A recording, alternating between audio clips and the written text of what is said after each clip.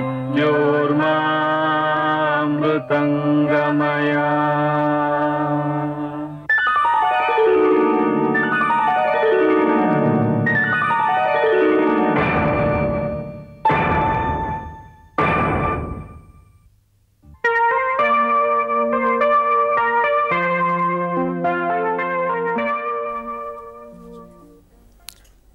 Good morning, students. I am so happy that I am meeting you through Mana TV today. So, and this is a very great opportunity to me to meet all the students throughout the state, and I can share my views along with you about the banking examinations.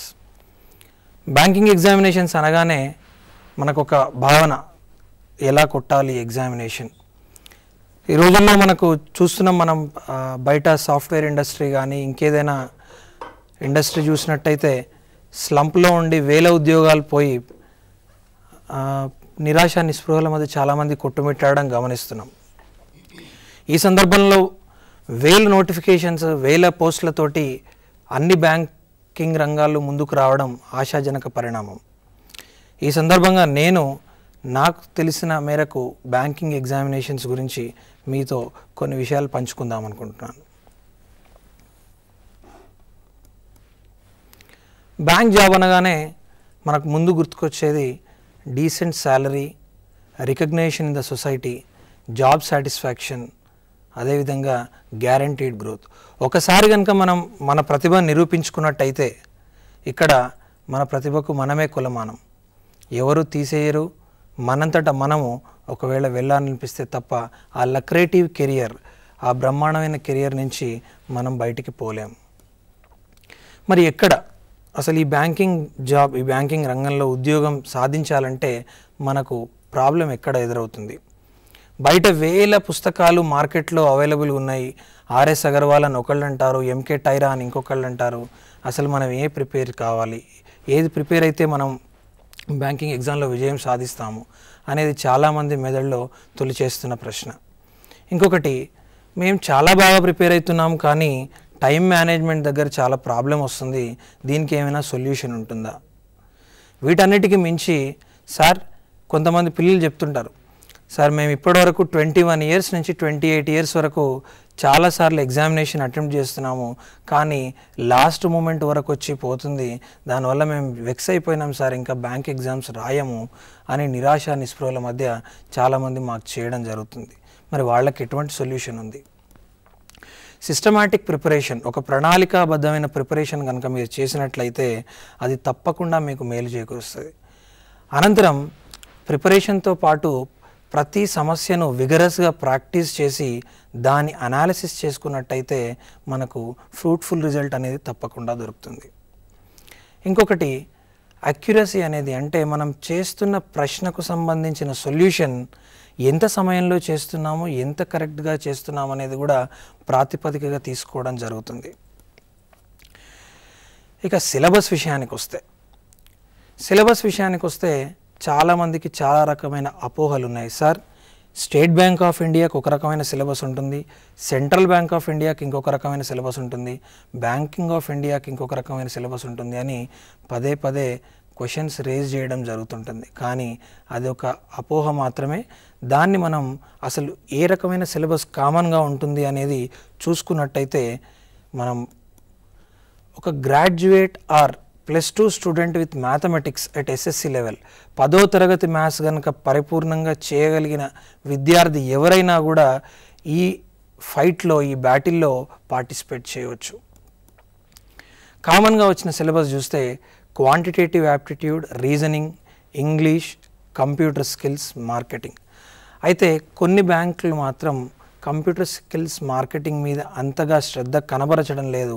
కానీ ప్రతి bank quantitative aptitude, reasoning, English language, computer skills అనేవి తప్పనిసరి. ఇప్పుడు మీకు ఒక ప్రశ్న ఉత్పన్నం కావచ్చు మీ దగ్గర నుంచి, సార్ ఇవన్నీ మేము ప్రిపేర్ అవుతున్నాం సార్, మరి ఎలా సార్ మాకు రావట్లేదు? మీకు ఒక ఉదాహరణ చెప్తానండి. థామస్ అల్వా ఎడిసన్ కానీ, రైట్ బ్రదర్స్ కానీ, వీళ్ళిద్దరిని తీసుకున్నట్టయితే ఏకకాలంలో ఒక రాత్రిలో వీళ్ళు ఒక కరెంట్ లైట్ని కానీ లేకపోతే విమానాన్ని కానీ కనిపెట్టలేదు.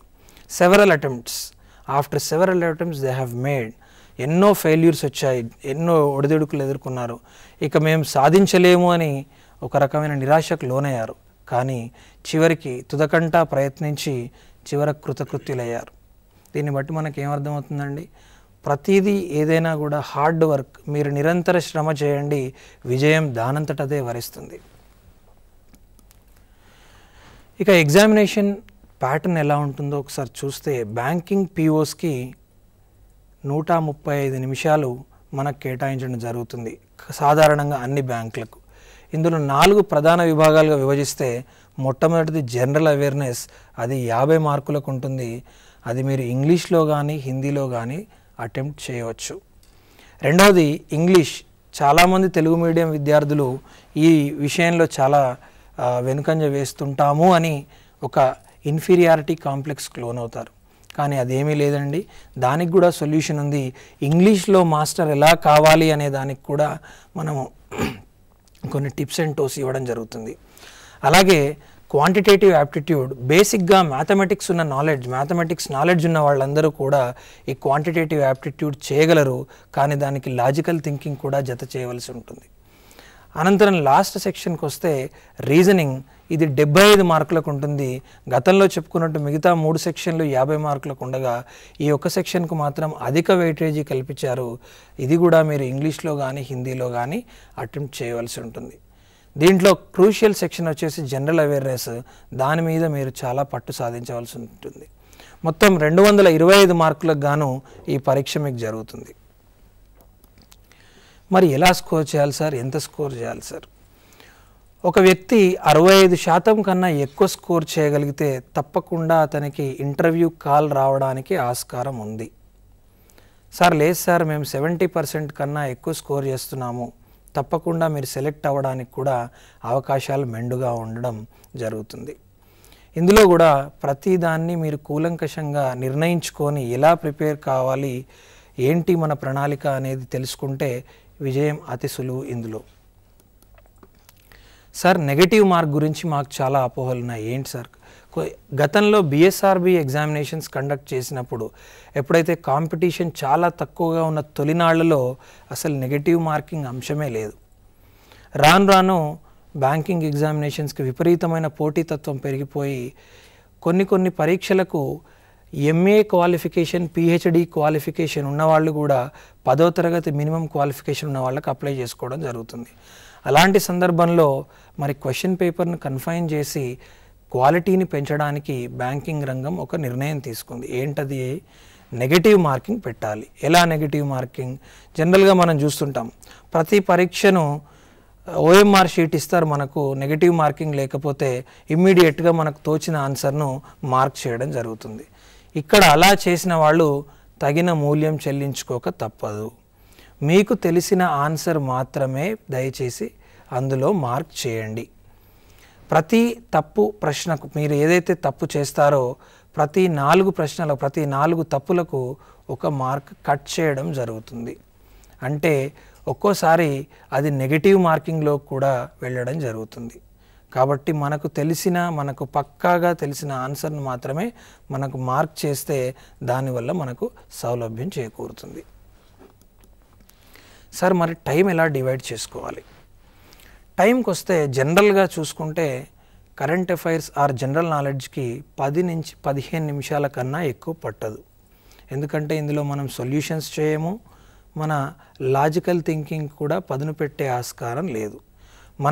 మన ప్రిపరేషన్ మీద ఆధారపడి ఉండి మనకు కనుక ఒకవేళ ఆన్సర్ తెలిస్తే పెడతాము, లేకపోతే ఆ ప్రశ్నను అలాగే వదిలేస్తాము. ఇంగ్లీష్ విషయానికి వస్తే ఇంగ్లీష్లో కాంప్రహెన్షన్ ప్యాసేజెస్ ఉంటుంది కాబట్టి దానికి మనం ఎక్కువ సమయం కేటాయించాలి. మిగిలిన ఫిల్ ఇన్ ద బ్లాంక్స్ తదితరాలన్నీ కూడా ప్రశ్న చూడగానే ఆన్సర్ పెట్టే విధంగా ఉంటుంది. సో ఓవరాల్గా కంపేర్ చేస్తే 20 నిమిషాలు మనకు ఇంగ్లీష్కు సరిపోతుంది. ఇక 3వ సెక్షన్కి వస్తే క్వాంటిటేటివ్ యాప్టిట్యూడ్, దీంట్లో మనం సొల్యూషన్స్ చేయడం జరుగుతుంది. ఇందులో కూడా మన 10వ తరగతి ప్రశ్నాపత్రం లాగా 10 స్టెప్పులు 5 స్టెప్పులు వేసి చేయడం కాకుండా ప్రతి దానికి ఒక తార్కిక విధానం, అంటే ఒక లాజికల్ థింకింగ్ మీద బేస్ అయిన క్వశ్చన్స్ ఉంటాయి. ఫండమెంటల్స్ బాగా నేర్చుకున్న వాళ్ళు ఈ క్వశ్చన్స్ను చూడగానే లిప్తపాటు కాలంలో అంటే ఒక 30 నుంచి 35 సెకండ్లలో ఆన్సర్ చేయగలుగుతారు. అలాగే రీజనింగ్ విషయానికి వస్తే అన్నిటికంటే టఫ్గా స్టూడెంట్స్ భావించే సెక్షన్ రీజనింగ్. సార్ రీజనింగ్కి మనం ఎంత సమయం కేటాయించాలి? మెజారిటీ మీ పరీక్షలో మీరు 2 గంటల సమయం కనుక కేటాయించదలుచుకుంటే అందులో 1 గంట రీజనింగ్ పైనే కేటాయించడం జరుగుతుంది. ఎందుకంటే దీంట్లో చాలా వరకు ఇది ఈ సమాధానమే అనేది మనకు ఒక డౌట్ ఉంటుంది, కానీ ఆ సమాధానమా కాదా అనేది మళ్ళీ ఒక అంశం మొదలవుతుంది మన దాంట్లో. ఆ తర్క మీమాంసను వదిలేయడానికి మన ప్రాక్టీసే మళ్ళీ మనకు సహాయపడుతుంది. ఒకసారి కనుక మనం ఈ ఆన్సర్ పక్కా అని అనుకున్న తర్వాత ఆన్సర్ పెట్టిన తర్వాత దాని గురించి ఆలోచించడం అనేది వ్యర్థం. దానివల్ల మనకు ఎటువంటి ప్రయోజనం చేకూరదు. సో ఓవరాల్గా చూస్తే 60 నిమిషాలు రీజనింగ్ అంటే 1 గంట సేపు రీజనింగ్ ఎగ్జామ్ మీద మనం కేటాయించడం జరుగుతుంది. సార్ మేము అన్నీ త్రూ అయ్యాం, సెలెక్షన్ ఎలా జరుగుతుంది అని చాలామంది విద్యార్థులు మాకు రేజ్ చేస్తున్న క్వశ్చన్స్. ఇక్కడ సెలెక్షన్ అనేది ఎటువంటి ప్రలోభాలకు లొంగకుండా, సార్ నేను డబ్బులు పెడతాను నన్ను ఎవరైనా సెలెక్ట్ చేస్తారా సార్ అనేది ఒక అపోహ మాత్రమే. అందులో ఎటువంటి ఆస్కారం లేదు. ప్రతి బ్యాంకింగ్ నోటిఫికేషన్ కూడా మనం గమనిస్తే ఎటువంటి ప్రలోభాలకు మీరు లోను కాకండి అని తప్పకుండా మెన్షన్ చేసి ఉంటుంది. అలాగే ఆర్ఆర్బి వాళ్ళు కూడా ప్రతి నోటిఫికేషన్ సందర్భంగా పేపర్లో మన ఎవరిని దళారులను ఆశ్రయించకూడదు అని ఒక రకమైన నోటిఫికేషన్ విడుదల చేయడం జరుగుతుంది. కాబట్టి మన స్వయం కృషిని నమ్ముకుంటే తప్పకుండా ఫలితం ఉంటుంది. ఇక సెలెక్షన్ విషయానికి వస్తే రిటన్ టెస్ట్, ఇంటర్వ్యూ రెండూ ప్రామాణికంగా తీసుకోవడం జరుగుతుంది. రిటన్ టెస్ట్లో కనుక మనం 75% స్కోర్ చేయగలిగితే తప్పకుండా మిమ్మల్ని ఇంటర్వ్యూకి పిలవడం జరుగుతుంది. సో తొలి మెట్టు మీరు విజయానికి రిటన్ టెస్ట్ అని భావించాలి. ఆ రిటన్ టెస్ట్ కనుక మీరు సఫలీకృతులైతే తప్పకుండా మిమ్మల్ని ఇంటర్వ్యూ కాల్కు పిలుస్తారు. మరో విషయానికి వస్తే కొన్ని బ్యాంకులు, ఎస్బీఐ లాంటి బ్యాంకులు గ్రూప్ డిస్కషన్స్ తప్పకుండా జరగాలి అంటున్నాయి. ఎందుకంటే గ్రూప్ డిస్కషన్స్ వల్ల ఒక వ్యక్తికి ఎంత నాలెడ్జ్ ఉంది, సమాజం మీద, బ్యాంకింగ్ రంగం మీద ఎంత నాలెడ్జ్ ఉంది అనేది టెస్ట్ చేయడానికి వాళ్ళు తప్పకుండా గ్రూప్ డిస్కషన్స్ అనేది పెట్టడం జరుగుతుంది. కాబట్టి మన లాంగ్వేజ్ స్కిల్స్ను కూడా ఇంప్రూవ్ చేసుకున్నట్లయితేనే మనకు గ్రూప్ డిస్కషన్స్లో పార్టిసిపేట్ చేయడానికి వీలవుతుంది. ప్యాటర్న్ ఆఫ్ ద రిటన్ ఎగ్జామినేషన్కి వస్తే అన్ని పబ్లిక్ సెక్టార్ బ్యాంకుల్లో కూడా దాదాపు ఒకే రకమైన బ్యాంకింగ్ రిటన్ టెస్ట్లు ఉంటాయి. కాకపోతే ఎస్బీఐ విషయానికి వస్తే మార్కెటింగ్ అండ్ కంప్యూటర్ నాలెడ్జ్ మీద కూడా వాళ్ళు ఎక్కువ శ్రద్ధ కనబరుస్తున్నారు. ఇక written test is done in 2 forms. ఎలా సార్ రిటన్ టెస్ట్ అంటే తొలుత మనకు ఆబ్జెక్టివ్ అంటే మామూలుగా అన్ని క్వశ్చన్స్కి మనం ఆన్సర్ చేయడం జరుగుతుంది. మరోది డిస్క్రిప్టివ్. డిస్క్రిప్టివ్లో మెయిన్గా వచ్చేసి మీకు 4-5 అంశాల మీద ఎస్సేస్ రాయమని ఇస్తారు, తర్వాత లెటర్ రాయమని ఇస్తారు. దాదాపు మీకున్న బేసిక్ ఇంగ్లీష్ నాలెడ్జ్ ఇది క్వాలిఫికేషన్కు మాత్రమే, దీని మార్కులను ప్రాతిపదికగా తీసుకోవడం లేదని ప్రతి బ్యాంకు తన నోటిఫికేషన్లో క్లియర్గా మెన్షన్ చేస్తుంది. డిస్క్రిప్టివ్ టెస్ట్ గురించి కూడా చాలామందికి ఒక అపోహ ఉంది. సార్ ఇందులో కూడా మనం మెరిట్ చూపించాలా? కాదండి, ఇందులో మీరు మినిమం క్వాలిఫైయింగ్ మార్క్స్ స్కోర్ చేస్తే చాలు. 99 మార్కులు వచ్చినా 100కు, లేదా మినిమం క్వాలిఫైయింగ్ మార్కులు వచ్చినా మీరంతా ఒకే గాడిని జమ కట్టబడతారు. ఇక కట్ ఆఫ్ మార్క్స్ గురించి వస్తే కొంతమంది అడుగుతారు, సార్ మాకు 100 మార్క్స్కి 92% రావాలా, 93% రావాలా అని. దీని మీద కూడా చాలా మిత్ స్టూడెంట్స్లో చోటు చేసుకొని ఉంది.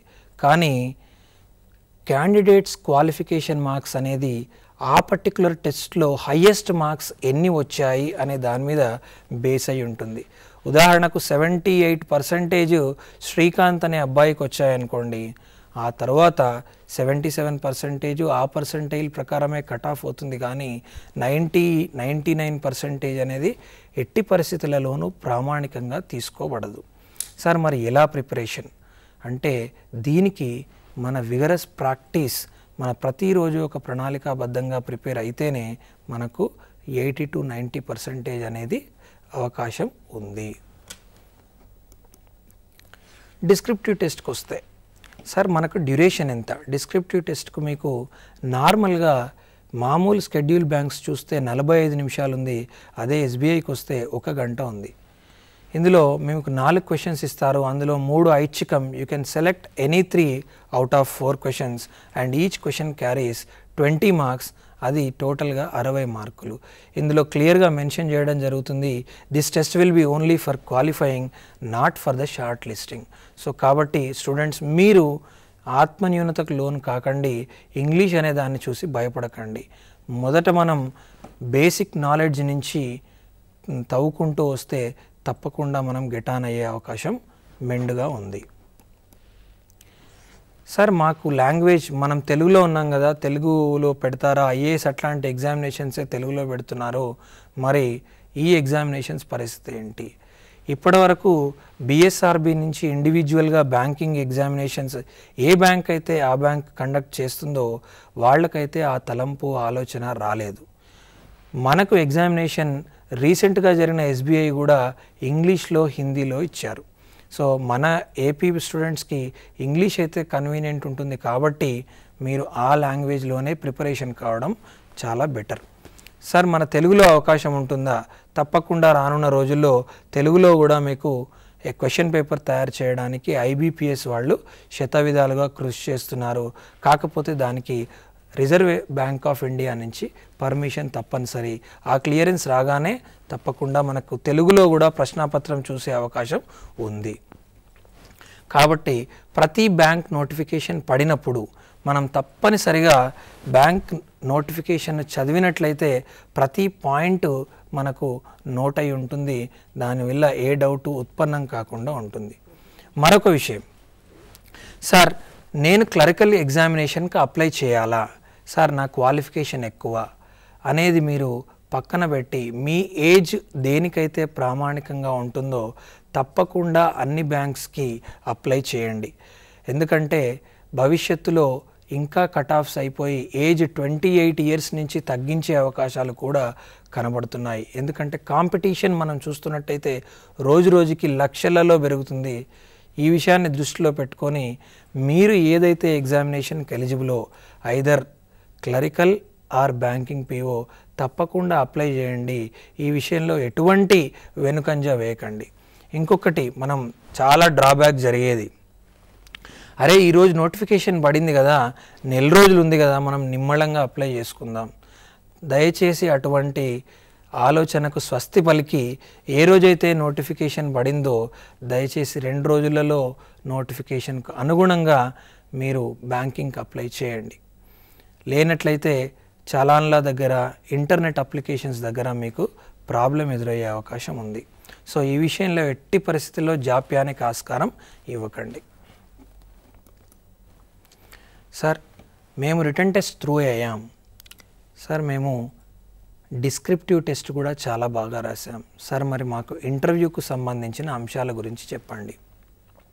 తప్పకుండా ఇంటర్వ్యూకు సంబంధించిన అంశాల గురించి కూడా మనం కాస్త చర్చించుకుందాం. ఎవరైతే రిటర్న్ టెస్ట్లో సెలెక్ట్ అవుతారో వాళ్ళనే ఆ సదరు బ్యాంక్ ఇంటర్వ్యూ కాల్ చేయడం జరుగుతుంది. ఇందులో తప్పకుండా ప్రతి అభ్యర్థి తమకు ఎన్ని మార్కులు వచ్చాయో తెలుసుకోవడానికి బ్యాంకింగ్ వాళ్ళు అవకాశం కల్పిస్తున్నట్లు ఈ మధ్యనే వార్తలు వెలువడ్డాయి. గతంలో మనకు ఇంటర్వ్యూ కాల్ వస్తే తప్ప మనకు తెలియకపోయేది, కానీ ఇప్పుడు ప్రతి అభ్యర్థి తనకు ఎన్ని మార్కులు వచ్చాయి, తనకు ఎందుకు ఇంటర్వ్యూ కాల్ రాలేదు అని తెలుసుకోవడానికి బ్యాంకింగ్ వారు అవకాశం కల్పిస్తున్నట్లు సూత్రప్రాయంగా తెలిసింది. కాబట్టి ఇందులో కూడా ఎటువంటి దళారీ ఆశ్రయాలకు చోటు ఇవ్వకుండా మీ ప్రతిభనే మీరు నమ్ముకోవడం చాలా శ్రేయస్కరం. ఇక క్లరికల్ ఎగ్జామినేషన్ ప్యాటర్న్ గురించి మనం మాట్లాడుకుందాం. ఇంతకుముందు మొత్తం మనం పీఓస్ గురించి మాట్లాడుకున్నాం. అందులో ఏ విధంగా అయితే ఎగ్జామినేషన్ ప్యాటర్న్ ఉంటుంది, ఏమేం విధంగా ఇంటర్వ్యూ కాల్ ఉంటుందనేది చర్చించుకున్నాం. ఇప్పుడు క్లరికల్ ఎగ్జామినేషన్ ప్యాటర్న్కి వస్తే ఇది కూడా selection will be on the basis of written test and interview. తప్పకుండా మీరు ఏదైతే పీఓస్కు చూస్తున్నారో క్లరికల్కు కూడా అదే విధమైన ప్యాటర్ను అదే విధంగా ఉంటుంది. కాకపోతే స్వల్ప మార్పు ఏంటిదండి, క్లరికల్ ఎగ్జామినేషన్కు మీకు అడిగే క్వాలిఫికేషన్ ఎస్ఎస్సి కానీ ఇంటర్మీడియట్ కానీ ఉంటుంది. కాబట్టి అడిగే క్వశ్చన్స్ ఇన్డెప్త్గా కాకుండా మామూలుగా ఒక ఇంటర్మీడియట్ స్థాయి విద్యార్థి లాజికల్ థింకింగ్తో ఆన్సర్ చేసే విధంగా క్వశ్చన్స్ అడగడం జరుగుతుంది. All the eligible candidates will be called for an written examination. Me application scrutiny అయిన తర్వాత మీరు కనుక మీ అర్హతలు కనుక సరిపోతే తప్పకుండా మీకు మన రిటర్న్ ఎగ్జామినేషన్కి హాల్ టికెట్ పంపించడం జరుగుతుంది. ఇక్కడ కూడా written examination both objective and descriptive నేచర్లో జరగడం జరుగుతుంది. కాబట్టి దాదాపు పీఓస్కు ప్రిపేర్ అయిన వాళ్ళంతా కూడా మరలా ప్రిపేర్ కాకుండా క్లరికల్ ఎగ్జామినేషన్కు హ్యాపీగా అప్లై చేసుకోవచ్చు. సార్ మరి క్లరికల్ రిటర్న్ టెస్ట్ ఎలా ఉంటుంది, దాని టైం డ్యూరేషన్ తెలుసుకుందాం. క్లరికల్ రిటర్న్ టెస్ట్కి వస్తే 95 నిమిషాల డ్యూరేషన్, కొన్ని బ్యాంకులు 2 గంటల డ్యూరేషన్ కూడా ఇస్తున్నాయి. ఇందులో మెయిన్గా వచ్చేసి reasoning, English, clerical aptitude, numerical ability, ఇవి కూడా ఇంగ్లీష్ అండ్ హిందీ మీడియంలో క్వశ్చన్స్ ప్రశ్నాపత్రాలు ఇవ్వడం జరుగుతుంది. అయితే ఇక్కడ ఇంతకుముందు చెప్పుకున్నట్టు రీజనింగ్కు 75 మార్కులు కేటాయిస్తే ఇక్కడ ప్రతి సెక్షన్కు 50 మార్కులు మాత్రమే కేటాయించడం జరుగుతుంది. ఓవరాల్గా చూస్తే 200 మార్కులు కేటాయించడం జరుగుతుంది. సార్ ఈ మధ్యలోనే విన్నాం ఎస్బీఐ క్లరికల్లో క్లరికల్ యాప్టిట్యూడ్ తీసేశారట కదా. ఎస్, మీ ఊహ నిజమేనండి. ఎస్బీఐ క్లరికల్ ఎగ్జామినేషన్స్లో క్లరికల్ యాప్టిట్యూడ్ని తీసేసి వేరే సెక్షన్ని ఇంక్లూడ్ చేయడం జరిగింది. కానీ దాని పేరు క్లరికల్ యాప్టిట్యూడ్ అని చెప్పట్లేదు. కానీ క్వశ్చన్స్ మాత్రం దాదాపు క్లరికల్ యాప్టిట్యూడ్లో అడిగేవే అడుగుతున్నారు. కాబట్టి ఆ సెక్షన్ను కూడా మీరు విస్మరించకుండా దయచేసి చదవడం చాలా శ్రేయస్కరం. సార్ క్లరికల్ యాప్టిట్యూడ్లో డిస్క్రిప్టివ్ టెస్ట్ వేస్తే ఎంత? ఇది కూడా 45 నిమిషాల నుంచి గంట సేపటి వరకు ఉంటుందండి. ఇందులో 4 క్వశ్చన్స్ మీకు ఇవ్వడం జరుగుతుంది. ఈ 4 క్వశ్చన్స్లో మీరు ఏవైనా 3 అటెంప్ట్ చేయడం జరుగుతుంది. Each question carries 20 marks. అంటే టోటల్గా 60 మార్కులకు మినిమం క్వాలిఫికేషన్ మాత్రమే, అంటే 40% కానీ 35% కానీ అకార్డింగ్ టు ద నోటిఫికేషన్ చూడండి, అది క్వాలిఫికేషన్ పర్పసే. సో కాబట్టి క్లరికల్ ఎగ్జామినేషన్ కూడా ఇంగ్లీష్ వల్ల నాకు ఎగ్జామినేషన్ పోతుంది అనే న్యూనతాభావం, ఒక ఇన్ఫీరియారిటీ కాంప్లెక్స్ ఉన్నవాళ్ళు దయచేసి అది తీసివేయడానికి ప్రయత్నించండి. సో ఇంగ్లీష్ అనేది ఇక్కడ మనకు క్వాలిఫికేషన్ పర్పసే, కానీ ఇంగ్లీష్ అనేది రాకపోతే మనకు జాబ్ రాకపోవడం అనేది కేవలం మీలో ఉన్న అపోహ మాత్రమే. దయచేసి అది తొలగించడానికి ప్రయత్నించండి. డిస్క్రిప్టివ్ టెస్ట్కి వస్తే నేను ఇంతకుముందు చెప్పినట్టు రాబోయే కాలంలో మీరు తెలుగులో కూడా టెస్ట్ అటెంప్ట్ చేయడానికి అవకాశాలు మెండుగా ఉన్నాయండి. ప్రస్తుతానికి మాత్రం ఇంగ్లీష్లోనే మీరు అటెంప్ట్ చేయొచ్చు, లేదా మీరు హిందీలో నిష్ణాతులైతే తప్పకుండా హిందీని కూడా ఆశ్రయించే ఆస్కారం ఉంది. ఇంకొకటి, ఈచ్ సెక్షన్లో సార్ నాకు డిస్క్రిప్టివ్ టెస్ట్లో అసలు 0 మార్క్స్ వచ్చాయి, కానీ ఆబ్జెక్టివ్ ఆర్ రిటర్న్ టెస్ట్ ముందున్న సెక్షన్లో 90% వచ్చాయి సార్, మరి ఎట్లా? అట్లాంటి దానికి ఎటువంటి ఆస్కారం లేదండి. 2 సెక్షన్లలో కూడా పాస్ అయితేనే మిమ్మల్ని ఇంటర్వ్యూకు పిలవడం జరుగుతుంది. కాబట్టి minimum qualification in English is necessary, as well as highest పర్సంటైల్కు దగ్గరగా మీ స్కోర్ అంటే 75 to 80% ఉంటే తప్పకుండా మీకు కాల్ వచ్చే అవకాశం ఉంది. అలాగే నెగటివ్ మార్క్స్ క్లరికల్లో ఉంటాయా సార్? క్లరికల్ ఎగ్జామినేషన్ అయినా పీఓ ఎగ్జామినేషన్ అయినా నెగటివ్ మార్కింగ్ విధానం ఒకే రకంగా ఉంటుంది. ప్రతి 4 తప్పు ప్రశ్నలకు, తప్పుడు సమాధానాలకు 1 మార్కును మీ నుంచి కోత విధించడం జరుగుతుంది.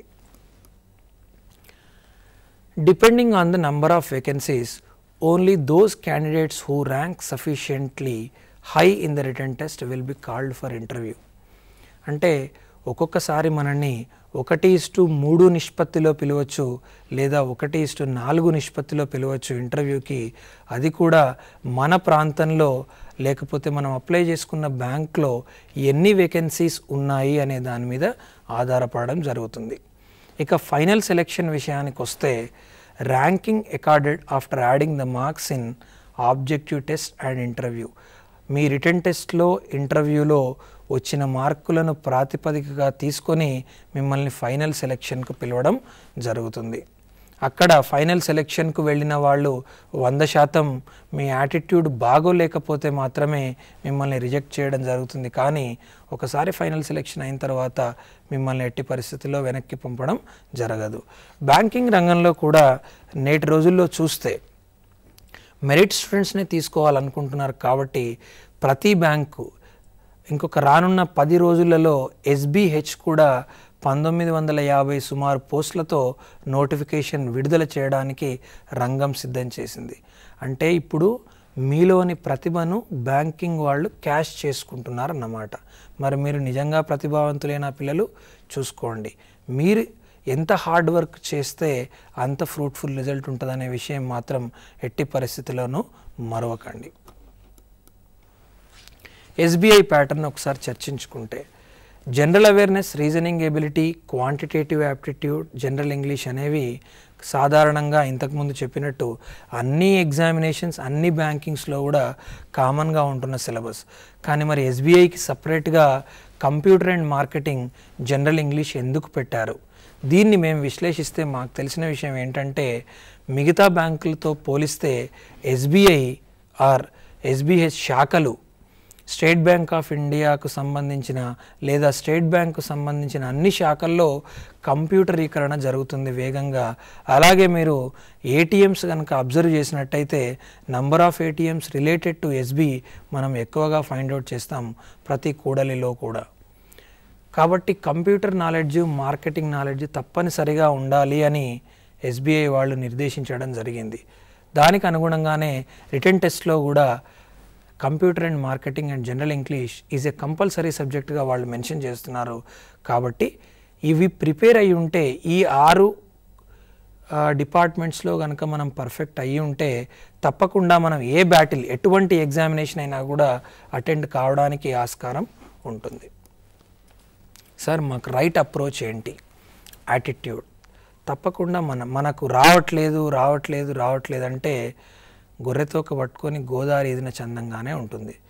తప్పకుండా మనకు వస్తుంది అనే ఆశావహ దృక్పథంతో ముందుకు కదిలితేనే మనం జీవితంలో ఏదైనా సాధించగలం అని వివేకానందుడు అట్లాంటి మహానుభావుడే చెప్పాడు. అట్లే మనం అటెండ్ అయ్యే ఎగ్జామినేషన్స్కు సంబంధించిన ప్రశ్నాపత్రాలు చూడడం అనేది తప్పనిసరి. అసలు ఆ ఎగ్జామినేషన్ ఎలా కండక్ట్ చేస్తున్నారో, దాని ప్రామాణికం ఏంటి, దాని నేచర్ ఏంటి అనేది తెలుసుకున్నట్లయితే మనం ఎగ్జామినేషన్ను విజయవంతంగా అటెండ్ చేయడానికి ఆస్కారం ఉంటుంది. మన ప్రిపరేషన్ అండ్ ప్లానింగ్ ప్రణాళికాబద్ధంగా మనం ఇదే చెప్తున్నాము అని అనుకోకండి.